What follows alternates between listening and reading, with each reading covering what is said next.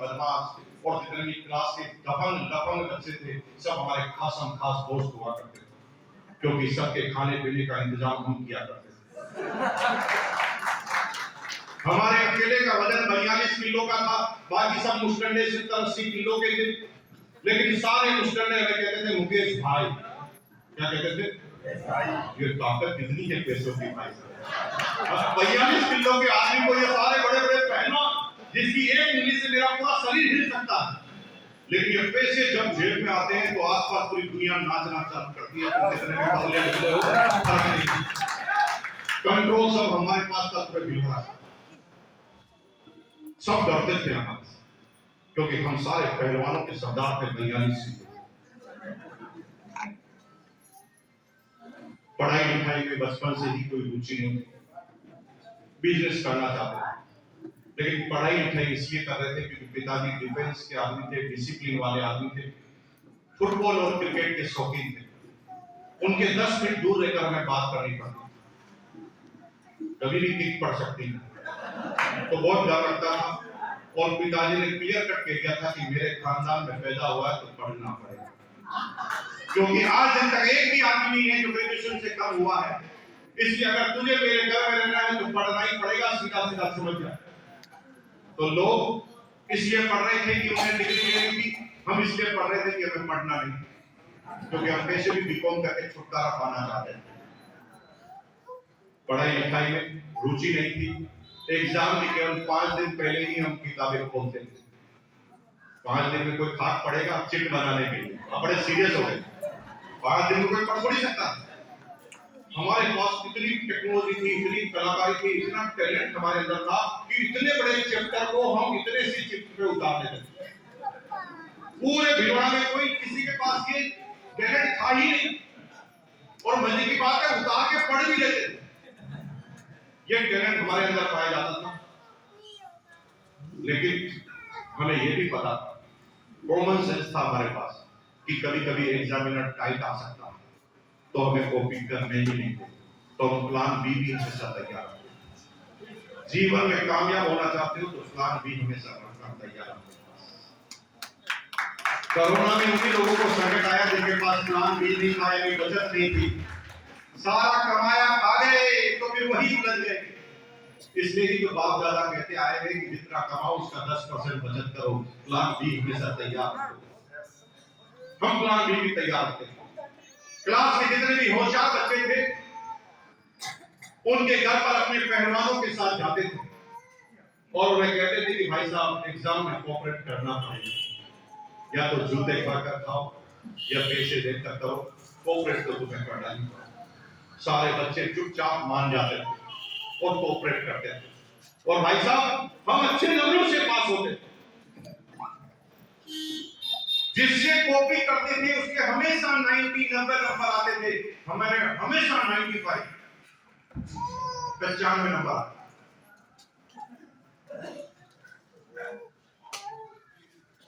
आप सोच रहे कि मुकेश छोटा ही सारा ऐसे तो होता, जिससे कॉपी करेंगे उसके कैसे आता है? फिर भाई राइट भी अच्छा होगा, जीवन में लिखा तो कभी है नहीं, राइटिंग कैसे अच्छा होगा? पढ़ाई करें तो राइटिंग अच्छा होगा। राइटिंग तो अच्छा होगा जो रेगुलर प्रैक्टिस करता है, सारा जीवन में लिखने तो राइट की बात है, राइटिंग राइटिंग तो अच्छा नहीं। लगाओ दिमाग।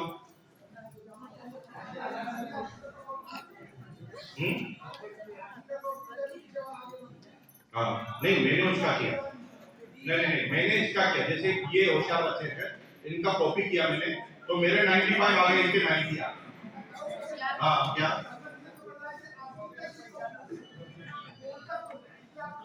नहीं उसको तो इंटरनेट तो इतना है, पढ़े लिखे वाला आदमी उसको बोर्ड पर आगे पीछे हो सकते हैं, उसको कैसे पता चलेगा? और अगर उसको पता चल गया कि कॉपी कर दिया है तो साला वो मुझे फेल कर देगा। चलो हमें दिमाग बंद लगाओ यार, इतना दिमाग नहीं है, तो मैं बताता हूँ सिंपल सा तरीका।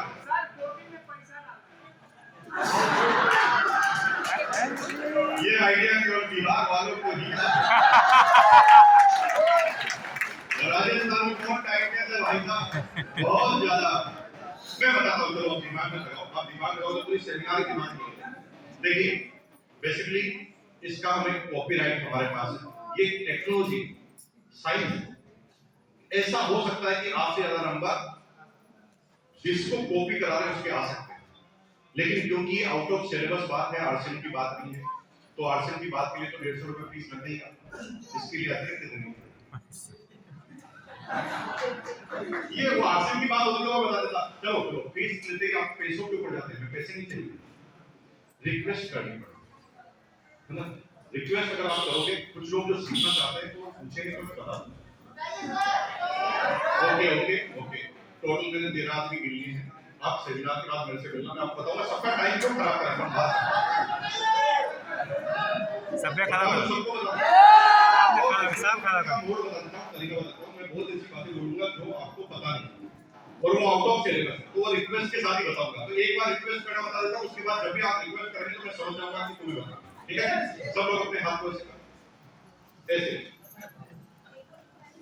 जो नहीं करता उसको मार के करो।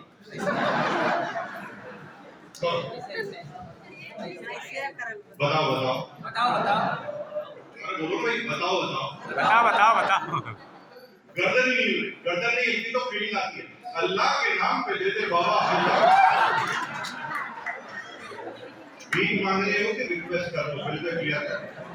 भीख मांगे हो तो चौने अपने लेकर आया हूं, भीख मांग रहे हो, रिक्वेस्ट कर रहे हो तो रिक्वेस्ट के बॉडी लैंग्वेज में रिक्वेस्ट जैसे होती है, झुकाव वाली है ना, और गर्दन हिलाते हुए ऐसा टेक्नोलॉजी का।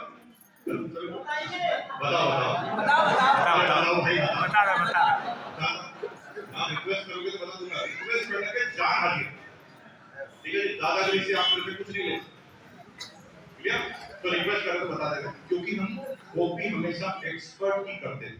क्या बोला कैसे करते थे हम, एक आदमी की सारी कॉपी नहीं करते थे, हम उसको डिवाइड कर देते थे कि टिग्नोमेट्री में ये होशियार है तो टिग्नोमेट्री की कॉपी इसी से करेंगे, परसेंटेज में ये होशियार है तो परसेंटेज की कॉपी इसी से करेंगे, प्रॉफिट एंड लॉस में ये होशियार है तो कॉपी इसी से करेंगे। हम आइडेंटिफाई कर लेते थे पर्टिकुलर चैप्टर के सबसे होशियार बच्चों को, और मजे की बात है इनसे कॉपी करके हम 95 लेकर आते थे, क्योंकि ये सारे लोग अपने दिमाग से पास होते थे, हम चारों के दिमाग से पास।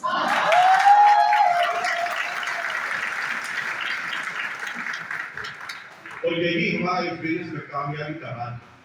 मेरी 4 अपलाइन, केसी छाबड़ा जी, बीसी छाबड़ा जी, बेरुदान करवा जी, पहला सर, ये 4 मेरी अपलाइन। केसी छाबड़ा जी से हमने सीखा कि आंकड़ों के साथ, एविडेंस के साथ बात करनी चाहिए। बीसी छाबड़ा जी से हमने बात करने की, शब्दों की कला और शब्दों का ज्ञान लिया। बेरुदान कारवा जी से रिलेशनशिप का पाठ पढ़ा कि relationship is the by product of sale, ये बेरुदान कारवा सर ने हमें सिखाया। पहला भाई सर ने कैलकुलेशन सिखाई, कमीशन कैसे आता है, रॉयल्टी कैसे आती है, 3 लेवल से रॉयल्टी कैसे आती है, 4 लेवल से टेक्निकल कैसे आता है, ये सब सिखाने वाले पहला भाई सर थे। और मजे की बात है चारों से सीखकर कमीशन में चारों से आगे निकल गए, क्योंकि ये सब लोग अपने दिमाग से काम कर रहे थे, हम चारों के दिमाग से एक साथ काम कर रहे हैं। और मैं कोई रोक नहीं सकता, जब तुम मल्टीपर्पज सोचना चालू करोगे, सब जगह से जानकारी लेना चालू करोगे, तो आम आदमी से तुम्हारी जानकारी थोड़ी सी ज्यादा होगी। एक दिन आया जब हमारा बीकॉम का रिजल्ट आया, सब बच्चे बड़े खुश थे, वो इसलिए खुश थे कि पास हो गए थे, हम इसलिए खुश थे कि पढ़ना नहीं पड़ेगा। हमने थोड़ी प्लानिंग की कि बड़ी कंपनी हमें बनानी है, तो पता चला कि कंपनी अगर बड़ी करनी है, खरीदनी है, बनानी है, तो आपको नीचे से जानकारी होनी चाहिए, ग्राउंड लेवल से जानकारी होनी चाहिए। तो हमने सोचा कि पहले कर्मचारी के रूप में ज्वाइन करें, इतनी मेहनत करेंगे कि 1 साल बाद सुपरवाइजर बन जाएंगे, उसके 1 साल बाद हम वहां के मैनेजर बन जाएंगे, फिर उसके 1 साल बाद वहां के जनरल मैनेजर बन जाएंगे, फिर 1 साल बाद वहां के डायरेक्टर बन जाएंगे, फिर 1 साल बाद वहां के सीईओ बन जाएंगे, फिर जिस कंपनी में काम करते हैं उसी को खरीद लेंगे। इसे कहते हैं मुंगेरी लाल के हसीन सपने, जो हम देखा करते थे। हम क्या सोचते थे कंपनी को खरीद लेंगे, जहां काम, इतना कॉन्फिडेंस था। लेकिन 12 घंटे तक हम काम करते थे, 1 महीना कंप्लीट हुआ। जब 12 घंटे तक काम करते थे, 1 महीना कंप्लीट हुआ, तो हमारे मालिक ने हमें बुलाया और कहा वेरी गुड, बहुत अच्छा लगा है, जितने भी बीकॉम आते हैं फ्रेशर, उसको हम 700 रुपए सैलरी देते हैं, लेकिन तू अच्छा लड़का है, तुझे 750 देंगे। जब हम 3000 पार्ट टाइम कमा लेते थे, वो मुझे क्या कह रहा, 12 घंटे की तुझे 750 देंगे, वो भी एहसान जताकर। हमने सोच लिया कि ये राह बड़ी कठिन है कंपनी खरीदने की। हमने तुरंत बाहर आकर हंसे, मुस्कुराए और गाना गाया, तेरी दुनिया में न रखेंगे कदम आज के वक्त। और हमने नौकरी नहीं करने का निर्णय लिया। लेकिन जब रास्ते में आ रहे थे तो सोच रहे थे पिताजी को क्या समझाएं, क्योंकि पिताजी से हमें बहुत डर लगता था। वो फुटबॉल और क्रिकेट के खिलाड़ी थे, तो बहुत ज्यादा डर लगता था, इतना ज्यादा डर लगता था कि हम सोच रहे थे कि आप पिताजी को क्या समझाएंगे, क्योंकि प्रॉब्लम सबसे बड़ी क्या थी पता? 28 दिन पिताजी ने मेरा इंतजार किया। जब उसे लगा कि 28 दिन तक इसने नौकरी नहीं छोड़ी, तो वो 2 किलो देसी घी के लड्डू सोसाइटी में बांट के आए कि मेरे बेटे की नौकरी लग गई। और हम 30वें दिन हम ये कहने वाले हैं कि मैं नौकरी नहीं करना चाहता हूं, तो पढ़नी ही है। तो बड़ा डर लग रहा था, कैसे बताएंगे कैसे बताएंगे। तभी दिमाग में आइडिया था, माँ के आगे पिताजी की चलती है। मैंने कहा माँ को अगर हम बता लेंगे ना तो अपना काम हो जाएगा। तो भाई साहब बचपन से ही जो काम करते थे तैयारी के साथ, तो हमने क्या पूरा डेकोरम मेंटेन किया। पहले बाल बिखरे ताकि लगे कि मैं परेशान हूँ, फिर पानी लेके आंखों पे मारा ताकि लगे कि आंसू आ रहे हैं। फिर हमने कांच के सामने जाकर अलग अलग एंगल से चेक किया कि कैसी शक्ल ठीक लगी, कैसे परेशान होगा। जब हमारा पूरा होमवर्क कंप्लीट हो गया तो फिर हमने अपनी माँ के पास और माँ के पास जाके बोला, माँ बहुत परेशान हूँ। माँ ने कहा क्यों परेशान है तू? माँ अन्याय हो रहा है माँ मेरे साथ। अरे तेरे साथ कौन अन्याय कर रहा है साला? तो मैंने कहा माँ वो मेरा बॉस है ना माँ, मुझे 750 रुपए का समझता है माँ, क्या मैं तुझे 750 का रखता हूँ? मेरी माँ ने कहा नीचे मेरे सिर पर हाथ रखे कहा कौन उल्लू का पट्टा है तुझे 750 का समझता है? तू करोड़ों का है। करोड़ों का है ऐसा मेरी माँ ने बोला। ये मेरी ही माँ ऐसी है कि तुम्हारी भी ऐसी है? तो तुम्हारी माँ के तुम ताली बजाओ, हमारी माँ का इस पूरी पृथ्वी पर कोई कंपैरिजन नहीं है। माँ के कोई कंपैरिजन करता ही नहीं है। कभी भी हमने बोले तेरी माँ ऐसी मेरी माँ ऐसी। माँ है और माँ कंपैरिजन है। पूरी सृष्टि पर माँ ही एक ऐसा अवतरण है, एक ऐसा अवतार है जो हमेशा अपने बच्चों की ताकत को उसकी ओरिजिनल ताकत से ज्यादा आती है, हमेशा और एस्टिमेट करती है। बच्चे के जब नंबर कम आते हैं ना तो माँ क्या सोचती है, एग्जाम में कोई नहीं आता होगा सामने, वो ये नहीं कहती बेटा का नंबर। उसकी पड़ोसन जब झगड़ा करने आती ना माँ से कि तुम्हारे बेटे ने मेरे बेटे का सिर फोड़ दिया, तुम्हारी माँ ना बिना तुम्हारे से पूछे क्या कहती है, मेरा बेटा ऐसा कर ही नहीं सकता। अरे पूछ तो ले बेटे से भी पूछते, उससे पहले जवाब दे। ये ताकत केवल माँ के अंदर होती है, किसी के अंदर नहीं। तो हम अपनी माँ के पास गए तो माँ ने कहा तू करोगा, तो मैं एकदम खुश हो गया। मैंने कहा बस अब माँ कन्विंस हो गई, अब माँ के सामने हम रो लिए, अब पिताजी को तो माँ ही उड़ा देंगे, अब अपना काम ही खत्म हो जाएगा पूरा। तो हम सोचने लगे कि जैसे ही मेरे पिताजी आएंगे मैं बात छेड़ूंगा। तो मैंने पीछे घूम के देखा कि आ रहे हैं क्या, तो पिताजी तो पीछे ही खड़े थे। सारा ही भागा तोड़ हो गया। पिताजी ने मुझे देख के कहा अच्छा माँ बेटे मिलकर नौकरी छोड़ने की प्लानिंग कर रहे हो? छोड़ने नहीं दूंगा, करनी पड़ेगी, 2 किलो लड्डू बांट कर आए। तो मुझे कंटिन्यू नौकरी करनी पड़ी। अब नौकरी के अलावा मेरे पास कोई अल्टरनेटिव नहीं था, तो मैं नौकरी करता था, लेकिन नौकरी भी अलग तरह से करता था। सारे बच्चे 8 बजे तक काम कंप्लीट करते थे, मैं 5 बजे काम कंप्लीट करता था। 5 बजे कंप्लीट काम करके बॉस के चेंबर में चला जाता था। हमारा काम जल्दी होता है तो हम चाय की कोठरी में चले जाते, लोगों से बात करने चले जाते। हम ऐसा नहीं करते, जल्दी फ्री होके बॉस के केबिन में जाता था। बॉस कहता था क्यों आया? मैंने कहा काम खत्म हो गया। तो बॉस क्या कहता था, चल जल्दी खत्म हो गया तो मेरे काम में हाथ बढ़ा, मेरी फाइलों को जमवा। मैं बॉस के पीछे खड़ा हो जाता था और फाइल जमाता था।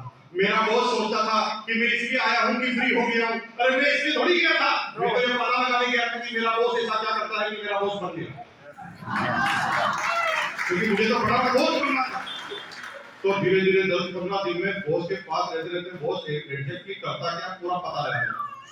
कब किस रजिस्टर को खोलता है, किसको आंकड़े को लिखता है, किसको किससे कैलकुलेटर से मल्टीपल डिवाइडेड करता है और कौन से आंसर को किस रजिस्टर में लिखता है, 15 दिन में क्लियर कट पता कर लेता था। और 15 दिन बाद बॉस को कहता था, बॉस आप एमबीए। बहुत कम हिंदुस्तान में एमबीए पाए जाते हैं, बॉस आपको पता है। आपके जैसा दिमाग वाला पृथ्वी पर नहीं देखा मैंने। आपके जीवन में सब कुछ सही है, एक माइनस पॉइंट है। ओके, क्या माइनस पॉइंट है? काम बड़ा छोटा मोटा करते हैं। बॉस को गुस्सा आ जाता है, बॉस कहता है छोटा मोटा काम है, पूरी कंपनी मेरे ऊपर टिकी हुई है। मैंने कहा कौन किस पे टिका हुआ मुझे पता नहीं है, मैं ये कहता हूं कि आप जो करते मैं भी कर सकता हूं। वो क्या करके बता, 3-4 महीने करता, बॉस तो क्लियर हो जाता है, तो कर सकता है। अब बॉस मुझे कान में आके धीरे से कहता, किसी को बताना मत कि मुझे आता है। मैंने कहा नहीं बताऊंगा सर। अब बॉस मुझे ना मेरा काम मेरे को छुड़वा देता, वो उसके काम के लिए मुझे लगा देता और बॉस उधर उधर घूमता रहता। बॉस एकदम फ्री रहता था, उसका काम एकदम परफेक्ट मिलता था क्योंकि मैं बॉस की केबिन में बैठकर काम करता। बॉस पूरा कोऑपरेट करता था कि सैलरी सबसे ज्यादा मेरी बढ़ती है ना। कंधे पर हाथ रख के घूमता था बॉस, पूरी कंपनी के आदमी मेरे से डरते थे कि बॉस का पाया, क्योंकि बॉस के साथ रहने का मतलब सब डरते थे कि बॉस एकदम खासा काम आदमी कंधे पर हाथ रख के घूमता। और ना बॉस से कभी 1000-2000 रुपए उधार मांगे तो वो पूछता भी नहीं था कि वो चाहिए, तुरंत उधार दे देता। इतना कोऑपरेट हमें करता था, बस हमें छुट्टी नहीं देता।